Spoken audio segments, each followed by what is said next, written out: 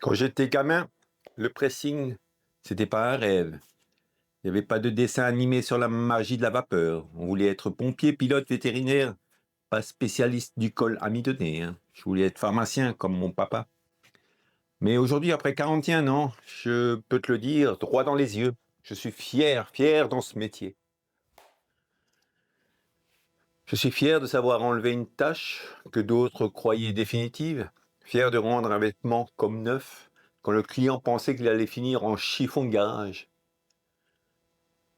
Je suis fier d'avoir appris un métier avec mes mains, un vrai, un métier de précision, de patience et parfois, oui, d'improvisation. Je suis fier d'avoir formé des dizaines de personnes, 15 apprentis, de les avoir vus galérer au début, puis voler de leur propre aile. Certaines sont parties, d'autres sont restées, mais toutes, elles ont laissé une trace dans le tissu de cette entreprise.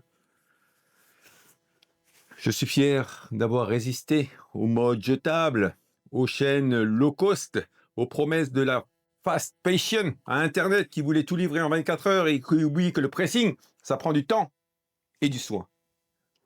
Je suis fier de ma boutique, de son odeur, de son mélange de propre, de chaud et parfois un peu de machine qui râle. Fier de mes salariés, de leur régularité, de leur bonne humeur et de leur endurance de marathonienne du cintre. Je suis fier de mes clients fidèles, de ceux qui me connaissent depuis plus de 20 ans, qui m'ont vu vieillir et grossir un peu, oui, c'est vrai, et qui continuent à me confier leurs affaires comme on confie un bijou de famille, en toute confiance. Et tu sais quoi? Je suis même fier de mes erreurs, parce qu'elles m'ont appris l'humilité, et que dans ce métier, l'humilité, c'est pas un luxe, c'est un outil.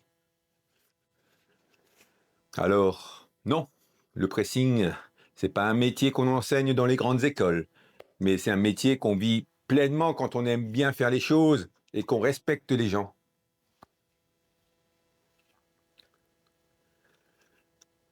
Et moi, aujourd'hui, je suis fier d'avoir bien fait mon métier, tout simplement.